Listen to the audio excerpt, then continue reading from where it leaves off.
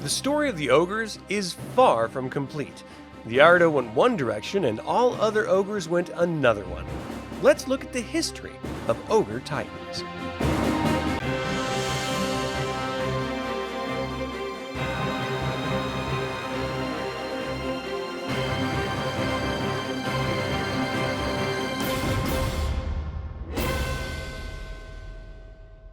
Welcome to another DragonLance Saga episode. My name is Adam, and today we're going to talk about Ogre Titans. I'd like to take a moment and thank my collaborator patrons, the heroes of the lands, and invite you to consider becoming a patron or member of this channel by visiting the links in the description below. You can even pick up DragonLance gaming materials using my affiliate link. This episode is primarily informed by the Advanced Dungeons & Dragons Rise of the Titans Battle Lines Adventure and the Age of Mortals Dragonlance Campaign Setting Companion sourcebook. This history of the ogres comes from the ogre mage Dauroth of Blöde. It is skewed, as he is the ogre that created titans and restored their race to greatness, but in every history lies elements of truth. We start our tale at the beginning with the Curse of Paladine.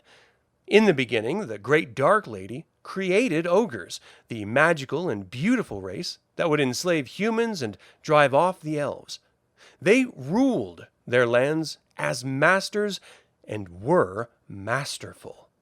This was the first Age of Titans. They were not the misshapen beasts you find roaming mountains. They were proud, powerful, and prodigious. The god of good and neutrality were jealous of what they had accomplished and set to tear down all that they had built.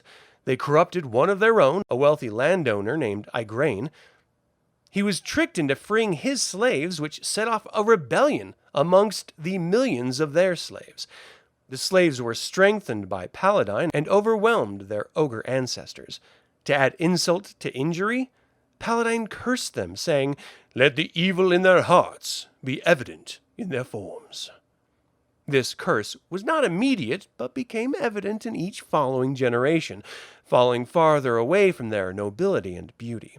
After a few hundred years, they had completely changed. The ogre magi descended from Trailoran, a powerful titan that shielded his children from the full curse of Paladine. Giants descended from the great titan soldier Ronquar. They maintained their stature and strength, if not in mind. Deformed Ettins and Cyclopses are misshapen giants. The hags and ogresses descended from a powerful wizard named Lurhane, who ultimately lost her mind due to the curse. Takhisis was angry with Lurhane for her capitulation to Paladine, and her children became the Anise, green hags, and sea hags. The ogre race has now changed completely and are unrecognizable from their origins. Now, everyone knows ogres love their mountains, but mountain life can be challenging. Historically, the ogre race rose to prominence due to their enslavement of other races. The slaves performed all of the menial tasks like farming and mining, leaving the ogres free to pursue art, music, literature, and, more importantly, magic. After the Curse of Paladine and the slave revolt, they had to turn to scavenging and predatory living. They remained in the mountains for the protections they offered, but as their community grew, tribes would migrate to new locations. Some stayed in their mountain homes, and others traveled to the valleys below. They dwelt primarily in two realms, the mountain realm of Blöde and the tropical peninsula of Krynn. Blöde is the location where ogres were first placed on Krynn by the Darklady herself. Recently, the Khan of Krynn ceded control to the chieftain of Blöde, a move that unified the realms under the guidance of the Titans. The repercussion was a bloody civil war, which led to the bitter defeat of the cowardly rebels. Krynn occupies the Krynn Peninsula, surrounded by the Blood Sea of Istar, the northern Kurain Ocean, and the Miramar Seas. The temperatures are oppressively hot. Centuries of logging left only two wooded regions to the north and south, respectively. The ogres here live simpler lives, unconcerned with the rest of the world. Blöde is a civilized place. The Calcist Mountains shelter its residents who live in ancient cities. The weather here is much cooler due to its elevation and geographic location. From here, the narrative is going to change from Dauroth to Hunjal, who will recount the story of Dauroth.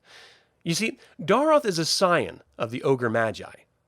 His lifelong quest is to find a way to restore his people to their former glory. He believes no race, or even dragon, could stand up to the original ogre race, the Titans. He studied ancient magics, sought the knowledge of his ancestry, but all he learned paled in comparison to their memories. Then the Summer of Chaos struck, and all his magic was gone. Lost, confused, and defeated, Dauroth destroyed his laboratory and wandered off into the wilderness to die. There, on the brink of death, he had a vision. A great titan of old appeared to him and guided him for 7 days and nights, revealing the secrets of Krynn's new magic to him. But most importantly, the Titan's spirit revealed that Dauroth must become a Titan in order to wield the power of the Titans. He would travel to the ancient homelands of Krynn and Blöde, experimenting on hundreds of ogres that perished in the process. Then he realized the missing ingredient, the blood of their ancient enemy, the elves.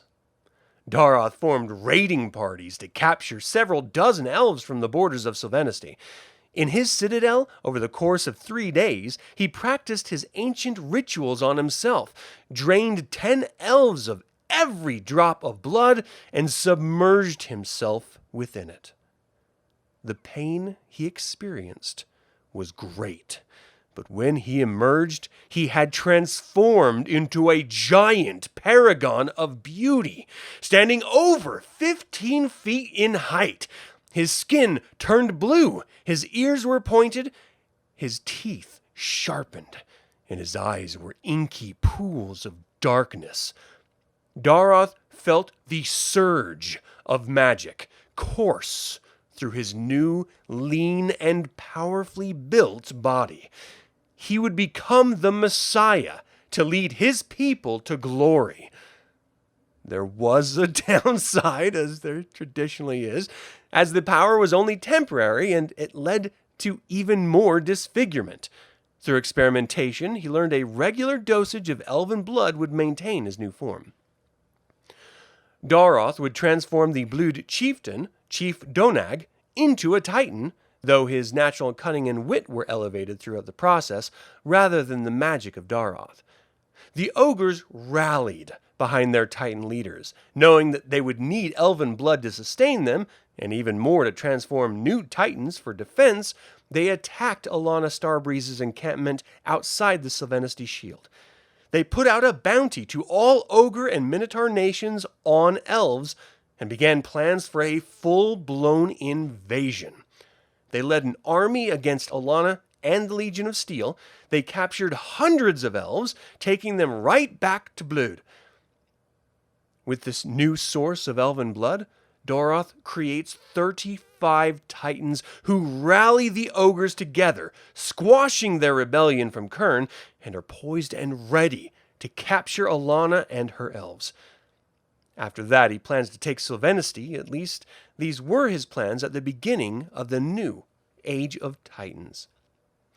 Ogre Titans are gifted with heightened senses, inscrutable intellect, and awe-inspiring presence, the ability to shape stone and steel with their bare hands, drain the essence from the undead, transform some of their own life energy into a missile weapon called a soul blast, and are cursed and gifted with their state of grace.